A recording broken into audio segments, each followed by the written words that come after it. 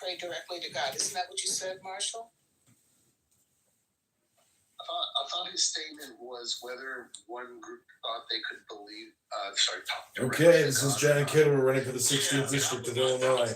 Write-in candidate, this is the Sun Tour, dedicating this song to all the voters, residents, constituents, and fellow citizens of the 16th District of Illinois.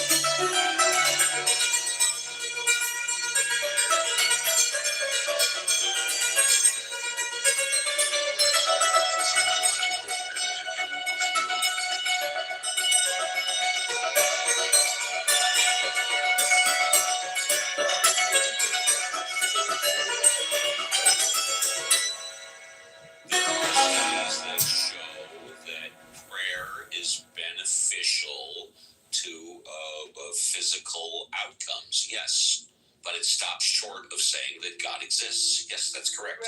Right. Yeah, what the fact of the matter is that the placebo effect is the bane of medical manufacturers, medical researchers, because the placebo effect is so damned effective, right? If it weren't so effective, we wouldn't need things like the double blind, because it wouldn't be the thing we're trying to beat. But we're trying to get over that statistical average of just telling you things are going to get better, right? And also the key thing to point out is the prayer for others has no benefit. There's no efficacy to prove that. Actually, when I've had a couple of surgeries in the past, no secret, when I went into surgery, I went in with the idea that I had total 100% confidence in my doctor to do the right thing, and this is the best thing for my health at this time. Regardless of if I go into surgery, if I have confidence in my doctor myself, because I believe in God, and because I am faithful that God is on my side, leading the way, and creates a trust and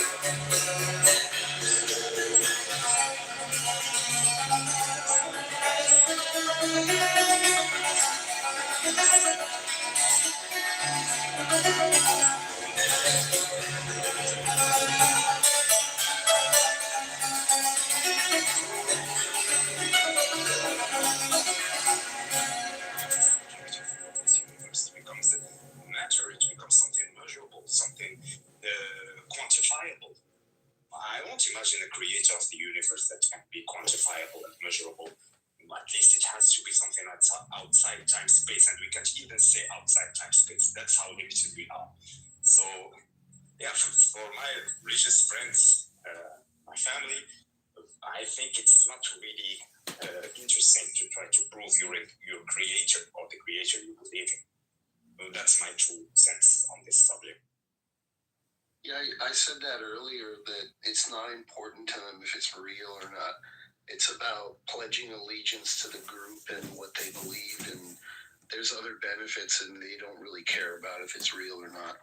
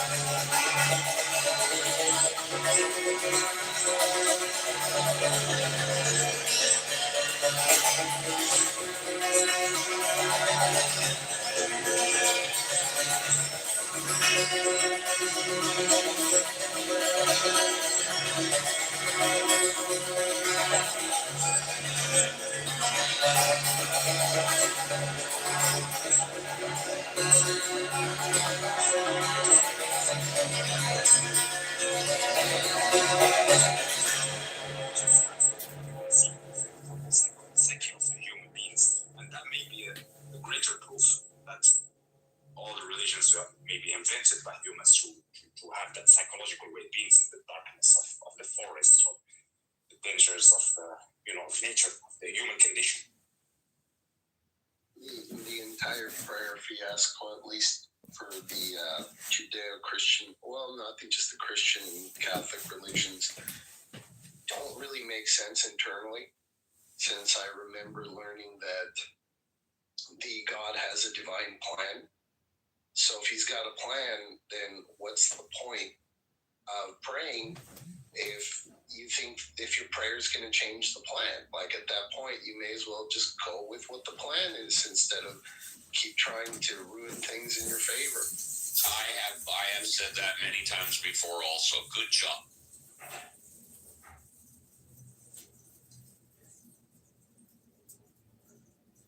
But Steve, the way you say that makes people angry. I'll have to change up the way I speak. I think it's the volume. I think that's why the guy with the PTR of the trash bag said he thought you were angry, because the volume was high. I'm naturally amplified. What can I say? I don't agree, but that's my guess. I think it's just because you're loud, they think that you're mad.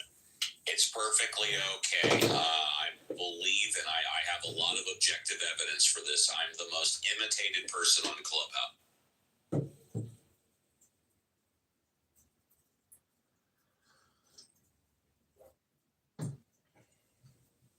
Aside from Donald Trump.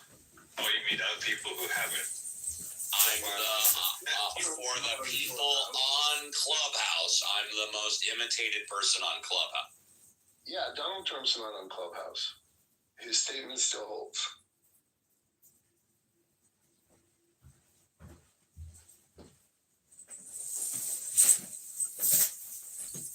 It's also an evidence of why states and political entities repatriate religious institutions. I will double check on that. Religious institutions. Look how useful they are. You can have votes, you can have support, you can have anything you want as a politician if people believe you are representative of them. Even the king and the pictures, they bring, say, they give to you as the king of France.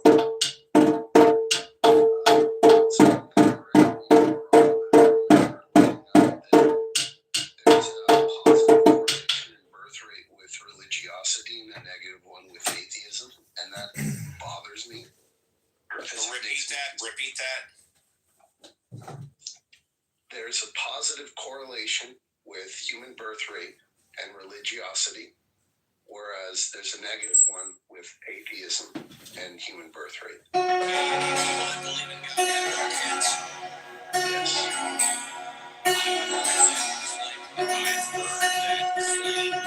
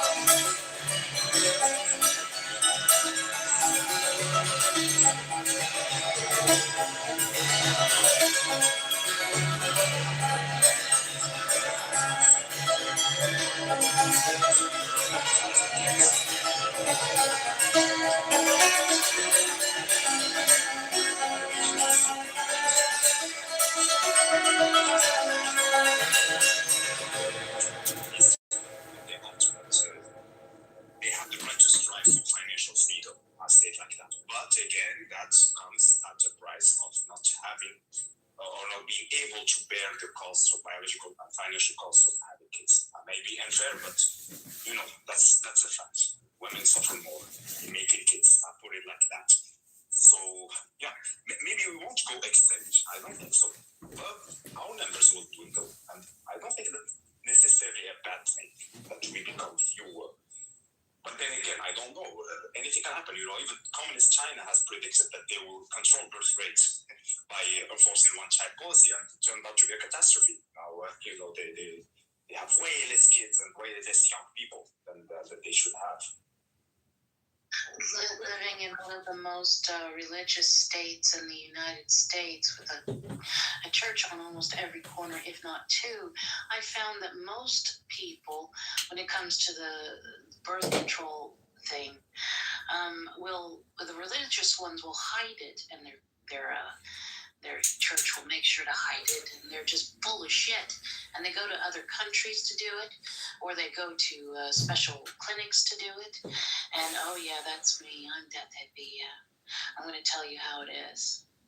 Don't forget, in the United States, driving to another state where they're allowed to abort as well, if their state doesn't. Exactly. And they love to trump this beautiful, you know, like vision of how perfect they are, but they're so full of shit. And the higher up you go, the more full of shit they generally are. Drop them up.